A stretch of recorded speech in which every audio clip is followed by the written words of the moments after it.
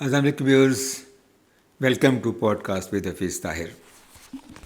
میرے ہاتھ میں یہ جو کتاب ہے آٹھواں رنگ، یہ میری زندگی کی پہلی کتاب ہے، یعنی میری شاعری کا پہلا مجموعہ۔ اکثر لوگ مجھ سے یہ سوال کرتے ہیں کہ آپ شاعر کیسے بنے۔ آج میں آپ کو بتاتا ہوں کہ شاعر کیسے بنا۔ اوہ، یہ تو فکر ہی غلط ہو گیا، شاعر بنتا کہاں ہے، شاعر تو پیدا ہوتا۔ So I was born as a poet, بلکہ شاعری میرے ساتھ ہی پیدا ہوئی، اور میں بچپن سے ہی میرا تعلق موسیقی کے ساتھ اور شعروں کے ساتھ جڑ گیا۔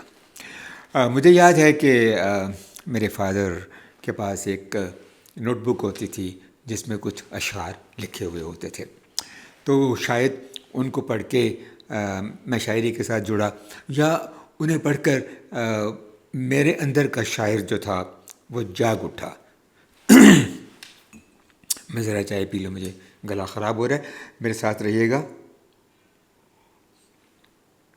اچھا، تو جب میں پیچھے مڑ کے دیکھتا ہوں تو میں یہ سمجھ سکتا ہوں کہ جن اشعار نے مجھے بہت زیادہ انسپائر کیا اپنے لڑک پن میں اور نوجوانی میں، سب سے پہلے میں آپ کے ساتھ وہ شیئر کروں، اور اس کے بعد آگے چلوں کہ میں نے پہلی غزل کب چھپوائی اور وہ غزل کون سی ہے، یہ بھی میں آج آپ کو ضرور بتاؤں گا، اور آٹھواں رنگ کیسے چھپی، یہ ایک بڑی دلچسپ کہانی ہے، اس کا ذکر بھی میں آپ کے ساتھ آج ضرور کروں گا۔ تو جناب، جو شعر میری میموری میں نقش ہے، اور میں کچھ ایسا یاد کرتا ہوں کہ شاید یہی وہ پہلا شعر تھا جو میں نے یاد کیا، اور دیکھیے یہ شعر کیا ہے۔ محبت کے لیے کچھ خاص دل مخصوص ہوتے ہیں، محبت کے لیے کچھ خاص دل مخصوص ہوتے ہیں، یہ وہ نغمہ ہے جو ہر ساز پہ گایا نہیں جاتا۔ واہ صاحب واہ! اور یہ شعر ہمارے کہیں اندر چلا گیا اور میرے دل کو اس شعر نے روشن کر دیا۔ میں ہرگز نہیں جانتا تھا یہ کس شاعر کا شعر ہے، مگر اس کے اندر جو خیال تھا اور تھاٹ تھا کہ کیا اس نے شاعر نے خوبصورت بات کی ہے کہ ہر شخص تو محبت کے قابل نہیں ہوتا، اور نہ ہر شخص میں یہ صلاحیت ہوتی ہے کہ وہ محبت کر سکے، اور اسی طرح ہر شخص شعر بھی تو نہیں کہہ سکتا۔ تو پھر جب میں نے اس کی تحقیق کی اور فیمس جو ریختہ ایک ویب سائٹ ہے اس پہ دیکھا، تو یہ شعر مخمور دہلوی صاحب کا ہے۔ شکریہ مخمور صاحب، میرے لڑک پن کو روشن کرنے کا اور میری نوجوانی کو مہمیز کرنے کا کہ میں بھی شعر لکھوں۔ تو اس طرح بہت سارے اشعار میرے ذہن میں آتے رہے اور میری نظر سے گزرتے رہے۔ ان میں سے کچھ اشعار دیکھیے، مثلاً ایک شعر جو ہے کہ گفتگو کسی سے ہو تیرا دھیان رہتا ہے، واہ واہ واہ واہ! خوشبو گفتگو کسی سے ہو تیرا دھیان رہتا ہے، ٹوٹ ٹوٹ جاتا ہے سلسلہ تکلم کا۔ واہ صاحب واہ! جب آپ بات کرتے ہوئے آپ کا ذہن اپنے محبوب کی طرف چلا جائے تو لفظ گم ہو جاتے ہیں، بات ادھوری رہ جاتی ہے، اور سلسلہ تکلم کا ٹوٹ ٹوٹ جاتا ہے، اور ہم سوچنے لگتے ہیں کہ کہاں سے گفتگو شروع کی تھی اور اس کو کہاں سے کہاں لنک کرنا۔ تو یہ شعر فرید جاوید صاحب کا ہے، میں ان سے نہیں ملا اور نہ ہی مجھے یہ علم ہے کہ یہ کس عہد کے شاعر ہیں، لیکن اس شعر نے بھی مجھے بہت بہت بہت تڑپایا۔ اس کے بعد ایک اور شعر سنیے، میں نے تو یوں ہی ریت میں پھیری تھی انگلیاں۔ اوہ سوری، یہ مصرع مجھے ایسے ہی یاد رہا سارے زندگی کہ میں نے تو یوں ہی ریت میں پھیری تھی انگلیاں، حالانکہ یہ مصرع یوں ہے ہی نہیں، ریت کی جگہ راکھ ہے، کہ میں نے تو یوں ہی راکھ میں پھیری تھی انگلیاں، دیکھا جو غور سے تری تصویر بن گئی۔ واہ صاحب واہ! کیا میجیکل ریئلزم ہے اس شعر کے اندر، اور یہ شعر ہے سلیم بیتاب صاحب کا۔ میں نہیں جانتا تھا یہ کس کا شعر ہے، پھر ریختہ نے مجھے بتایا کہ یہ سلیم بیتاب کا شعر ہے، اور یہ غزل بھی اچھی، یقیناً اچھی ہوگی۔ جب میں اس غزل کو پورا پڑھوں گا تو میں اس کو ضرور انجوائے کروں گا، اور سلیم بیتاب کا اور شکریہ ادا کروں گا کہ انہوں نے میرے ذہن میں، میرے دل میں اس شعر کو بسایا۔ اور مجھے سمجھ آئی بعد میں کہ اس شعر کے اندر تو میجیکل ریئلزم ہے. واہ واہ، میں نے تو یوں ہی راکھ میں پھیری تھی انگلیاں، دیکھا جو غور سے تیری تصویر بن گئی. کیا فینٹیسی ہے اور کیا خوبصورتی ہے. پھر دیکھیے مثلاً ایک شعر جو مجھے ہمیشہ غلط یاد رہا، وہ شعر تھا: اگر وہ پوچھ لیں مجھ سے تمہیں کس بات کا غم ہے. میں اس کو یوں ہی سناتا رہا کئی سال. اگر وہ پوچھ لیں مجھ سے تمہیں کس بات کا غم ہے، تو پھر کس بات کا غم ہے اگر وہ پوچھ لیں مجھ سے. یوں ہی سناتا رہا اور یوں ہی لوگ انجوائے کرتے رہے. لیکن جب تحقیق کی تو یہ شعر یوں تھا: تجھے کس بات کا غم ہے وہ اتنا پوچھ لیں مجھ سے. تجھے کس بات کا غم ہے وہ اتنا پوچھ لیں مجھ سے. وہ اتنا پوچھ لیں مجھ سے تو پھر کس بات کا غم ہے. واہ صاحب واہ واہ واہ واہ واہ واہ. اور یہ شعر ہے مشتاق حسین خان ہاشمی مشتاق، یہ ان کا شعر ہے. اور کیا ہے، یعنی سہل ممتنع کی اس سے اچھی مثال کیا دی جا سکتی ہے کہ تجھے کس بات کا غم ہے وہ اتنا پوچھ لے مجھ سے. وہ اتنا پوچھ لے مجھ سے تو پھر کس بات کا غم. واہ واہ واہ واہ. ایک شعر: آستیں اس نے جو کوہنی تک چڑھائی وقت صبح. واہ واہ واہ. کیا اس شعر میں جو سینسویلٹی ہے وہ میں نے بہت کم اشعار میں دیکھی ہے. اور کس طرح یعنی ابتذال سے بچ کے ایک خوبصورت بات کی شاعر نے: آستیں اس نے جو کوہنی تک چڑھائی وقت صبح آ رہی سارے بدن کی بے حجابی ہاتھ میں. ایسا شعر کوئی استاد ہی کہہ سکتا ہے. ہم اگر اس موضوع پہ تب آزمائی کریں یا میرے عہد کے شاعر، تو راستہ ابتذال کی طرف جائے گا. مگر یہی تو بڑے شاعر کی خوبی ہوتی. دو بہت خوبصورت اشعار مجھ تک کچھ ذریعے سے پہنچے، اور ہو سکتا ہے آپ تک بھی اسی ذریعے سے پہنچے ہوں، اور وہ ذریعہ تھے ٹرک. مجھے اکثر اتفاق ہوتا تھا لاہور سے اسلام آباد سے لاہور آنے کا، تو ٹرکوں کے پیچھے مختلف چیزیں میں پڑھتا ہوا جاتا تھا. تو اس میں ایک بہت شاندار شعر، ایسا شعر جس کی معروف ہونے کی اور مشہور ہونے کی اس سے بڑا ثبوت کیا ہو سکتا ہے کہ وہ شاعروں سے لے کر ٹرک ڈرائیوروں تک پاپولر وہ شعر ہے. آپ سمجھ گئے ہوں گے میں کس شعر کی بات کر رہا ہوں کہ اجالے اپنی یادوں کے ہمارے ساتھ رہنے دو، نہ جانے کس گلی میں زندگی کی شام ہو جائے. واہ واہ واہ واہ. بشیر بدر صاحب کا یہ شعر. اور بشیر بدر صاحب واقعی ہی اس خطے کے بہت اعلیٰ شاعر ہیں، اور ان کے شعر پاپولر بھی بہت ہیں. مگر انہوں نے خواہ پاپولر ہونے کی کوشش بھی نہیں کی. انہوں نے اچھے اشعار کہے اور لوگوں کے دلوں میں اترتے چلے گئے. اب ٹرک ڈرائیوروں نے اس کے ساتھ کیا کیا؟ کچھ نے تو بالکل صحیح یہی شعر لکھا، اور بعض نے اس میں اپنی محبوبہ کا نام ڈال دیا، کسی نے اپنی ماں کا نام ڈال دیا. مثلاً پہلا مصرع یوں کر دیا انہوں نے کہ اجالے اپنی یادوں کے ہمارے ساتھ رہنے دو ماں، اور دوسرا مصرع ویسے رہنے دیا. چلیے ان کی مرضی، لیکن اس سے شعر کی پاپولیرٹی بڑھتی ہی چلی گئی. ایسا ہی ایک بہت ویلیوبل شعر جو مجھے ہمیشہ یاد رہتا ہے، وہ بھی میں نے ٹرک کے پیچھے پڑھا: میں لوٹنے کے ارادے سے جا رہا ہوں مگر، میں لوٹنے کے ارادے سے جا رہا ہوں مگر سفر ہے، میرا انتظار مت کرنا. ہائے ہائے ہائے. اس کو کبھی ٹرک ڈرائیور کے اینگل سے دیکھیے، جو ہر لمحہ ہر وقت زندگی کا زیادہ حصہ سڑکوں پر گزار دیتے ہیں.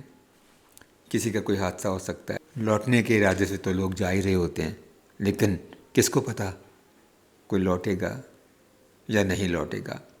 مجھے اس شعر کے اندر چھپے ہوئے درد نے ہمیشہ انسپائر کیا.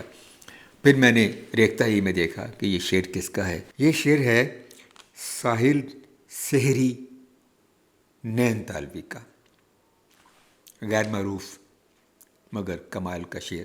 ایسے کئی اشعار ہیں جو اپنے شاعر سے آگے نکل جاتے ہیں. مثلاً اس کے بعد میں نے ایک شعر پڑھا، اور میں نے بہت لوگوں کو سنایا بھی، جس کے شاعر کا مجھے آج تک نہیں پتہ۔ مرشد سے کہا درد محبت کی دوا دو، مرشد سے کہا درد محبت کی دعا دو، حضرت نے مسکرا کے کہا اور محبت۔ اگر آپ میں سے کسی کو اس شعر کے شاعر کا پتہ ہو تو پلیز اپنے کمنٹس میں ضرور لکھیے گا۔ غالب، مومن، مصفی، میر، احمد فراز، فیض احمد فیض کی بات پھر کبھی ہوگی، مگر یہ وہ اشعار تھے جو مجھے بچپن سے، لڑکپن سے، جوانی سے شاعری کی طرف مائل کرتے رہے۔ اس طرح کا ایک شعر میں آپ کو سناتا ہوں جو میں نے بہت لیٹلی پڑھا، لیکن حیرت انگیز طور پہ یہ شعر بھی میجیکل ریئلزم کا شعر ہے۔ یہ شعر انور شعور صاحب کا ہے کہ صرف اس کے ہونٹ کاغذ پر بنا دیتا ہوں میں، ہائے، صرف اس کے ہونٹ کاغذ پر بنا دیتا ہوں میں، خود بنا لیتی ہے ہونٹوں پر ہنسی اپنی جگہ۔ واہ واہ واہ، کیا تعجب ہے اس شعر کے اندر، کیا استعجاب ہے اس شعر کے اندر، اور کیا فینٹیسی ہے اس شعر کے اندر۔ سبحان اللہ، جی انور شعور صاحب۔ تو یہ جناب کچھ اشعار تھے ایسے جو مجھے پوری زندگی میرے ساتھ رہے، اور بھی ہیں انشاءاللہ آپ سے میں ان اشعار کا ذکر بھی کرتا رہوں گا، اور آپ کے ساتھ وہ اشعار شیئر بھی کرتا رہوں گا۔ پھر ذرا سا ہوش سنبھالا تو خود ٹوٹے پھوٹے مصرعے کہنے شروع کیے، اور پھر میں نے ایک پوری غزل کہی، اور وہ غزل کہاں چھپی؟ لاہور سے ایک رسالہ نکلتا تھا شمع، میری وہ غزل شمع میں چھپی۔ وہ میری چونکہ پہلی غزل تھی اور ابتدائی دنوں کی شاعری تھی، مگر میں نے اسے اپنی پہلی کتاب کی زینت بنایا تاکہ مجھے یاد رہے کہ میں نے ابتدا کہاں سے کی تھی۔ اور جب میری کتاب 8واں رنگ چھپی، جیسے کہ آپ یہ دیکھ بھی رہے ہیں، یہ اس کا دوسرا ایڈیشن ہے جسے سجاد بخاری صاحب نے بڑی محبت سے شائع کیا، تو اس میں وہ جو نظم غزل جو ہے، وہ غزل میں آپ کے ساتھ شیئر کرتا ہوں۔ بڑی سادہ سی اور خوبصورت سی غزل میں آپ کو پیش کرتا ہوں، خود ہی تعریف کر رہا ہوں، لیکن مجھے یقین ہے کہ آپ کو بھی اچھی لگے گی۔ داغ دل کو لگا دیے کتنے، پھول تو نے کھلا دیے کتنے، ایک ایک کر کے بجھ گئے تارے، اشک ہم نے بہا دیے کتنے، مانگ دیکھی تو جل بجھا سورج، چاند ہم نے سجا دیے کتنے، مانگ دیکھی تو جل بجھا سورج، چاند ہم نے سجا دیے کتنے، ہم نے بخشی تجھے مسیحائی، تو نے پاگل بنا دیے کتنے، ایک تو عمر اس نے کم لکھی، سال تو نے گھٹا دیے کتنے، سوچ طاہر کہ صاف گوئی سے، یار تو نے گوا دیے کتنے۔ کیسی لگی آپ کو؟ اچھی لگے تو کمنٹ میں ضرور بتائیے گا۔ اب میں نے آپ سے وعدہ کیا تھا کہ میں آپ کو بتاؤں گا کہ یہ میری پہلی کتاب کس طرح چھپی۔ یہ ایک بڑی انوکھی داستان ہے۔ تو اس وقت میرے ایک دوستوں کا ایک حلقہ تھا، ماشاءاللہ وہ دوست اب بھی زندہ سلامت ہیں، اور ان میں سے کچھ نہیں بھی ہیں، ان کا بھی شکریہ۔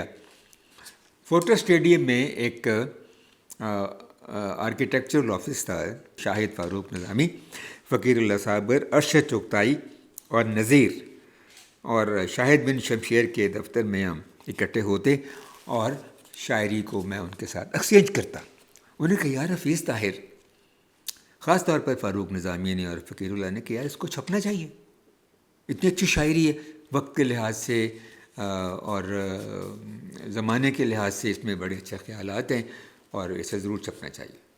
میں نے دل میں ٹھان لی کہ ٹھیک ہے، ان کا مشورہ مان لیتا ہوں، اور پھر میں نے شاعری کا انتخاب کرنا شروع کیا، اور پھر 8واں رنگ کا مسودہ جو تھا وہ مکمل ہوا۔ اب ہو گیا، اب کیا کریں، کتابت کس سے کرائیں۔ میں ان دنوں غلام علی اینڈ سنز کا ایک میگزین نکلتا تھا، پلک، میں ان کے میگزین پلک کا ایڈیٹر ہوتا تھا. وہاں ایک بہت کمال کے خطاط تھے نذیر ہاشمی صاحب. میں نے ان سے بات کی. انہوں نے میرا مسودہ دیکھا تو کہنے لگا ارے بھائی یہ تو بہت خوبصورت شاعری ہے, میں اس کو اپنے خصوصی خط میں لکھوں گا. تو انہوں نے ایک خاص خصوصی خط میں اس کی کتابت کی جسے میں خط ہاشمی کہتا ہوں. وہ پیج بھی میں آپ کے ساتھ شیئر کروں گا کہ وہ خطاطی کس قسم کی ہے. خطاطی ہو گئی. اب چھاپنے کے لیے پیسے کہاں سے آئیں؟ میرے پاس تو اتنے پیسے نہیں تھے. میں نے اپنی شریک حیات نادرہ طاہر سے بات کی. انہوں نے کہا حفیظ صاحب چھپواؤ, پیسے میں دیتی ہوں. اللہ اسے جنت نصیب کرے. اس نے میری زندگی میں شاعری کا پہلا مائل سٹون نصب کیا. میں اس کے اس احسان کو, اس محبت کو زندگی بھر نہیں بھول سکتا. انہوں نے پیسے دیے اور میں نثار پرنٹنگ پریس میں چلا گیا. نوازش علی, شیخ نوازش علی کے پاس. ان سے ہم نیسپاک کا کام بھی کراتے تھے. میں نیسپاک میں ان دنوں ان کے میگزین کا اسسٹنٹ ایڈیٹر ہوتا تھا. انہوں نے کمال محبت سے اس کتاب کو قبول کیا اور کہا کہ اس کو میں چھاپتا ہوں. اب اس کا ٹائٹل کون بنائے؟ ارے میری خوش نصیبی کہ میں اپنے استاد محترم سعید اختر صاحب کے پاس چلا گیا. انہیں کہا حضور اس کا ٹائٹل بنا دیجئے. انہیں نام بہت اچھا لگا, 8واں رنگ. انہوں نے کہا ٹھیک ہے بناتے ہیں. انہوں نے ہمارے دوست محبوب کو ساتھ لیا اور ان دونوں نے مل کے اس کی فائنل شیپ جو ہے, بس بیسک ڈیزائن جو تھا وہ سعید اختر صاحب نے سوچا اور بنایا اور محبوب نے اس کو امپلیمنٹ کیا. میں ان دونوں کا شکر گزار ہوں. محبوب وہی ہے جو ووڈ کٹ کے ماہر ہیں اور ان جیسا ایک بھی ووڈ کٹ آرٹسٹ اس وقت پاکستان میں موجود نہیں ہے. تو سعید اختر صاحب بھی ایک ہی ہیں اور ہمیشہ وہ ایک ہی ہیں کیونکہ ان جیسا پورٹریٹ پینٹر پاکستان میں نہیں ہے. تو وہ میرے استاد تھے NCA میں. ان کی کہانی بعد میں سناؤں گا کہ ان سے محبت کیسے بڑھی. اس کے اندر جو میری تصویر ہے وہ میں بھی آپ کے ساتھ شیئر کروں گا. وہ تصویر میرے استاد محترم جو میرے فوٹوگرافی میں استاد تھے NCA میں, انہوں نے بنائی تھی. میاں مجید. میاں مجید کو بہت لوگ جانتے ہیں. یہ تصویر جو ہے ان کی بنائی ہوئی ہے. تو یوں بہت پرخلوص دوستوں, انتہائی اچھی شریک سفر اور اپنے استادوں کی مہربانی اور محبت سے یہ کتاب معرض وجود میں آئی. انشاءاللہ ملاقات ہوگی. اگر آپ کو موقع ملے تو میری یہ کتاب ضرور پڑھیے. اور شاعری کا سفر جاری ہے تو اس کے بعد باقی بھی کتابیں میری شائع ہوئیں اور ان کی بات بھی آپ سے ہوتی رہے گی. میرا پوڈ کاسٹ اچھا لگا ہو تو سبسکرائب کیجئے, شیئر کیجئے, لائک کیجئے, بیل آئیکن کو آہستہ سے ٹچ کیجئے تاکہ میری جو نوٹیفیکیشنز ہیں وہ آپ کو ملتی رہیں. آپ کا بہت بہت شکریہ. پاکستان زندہ باد.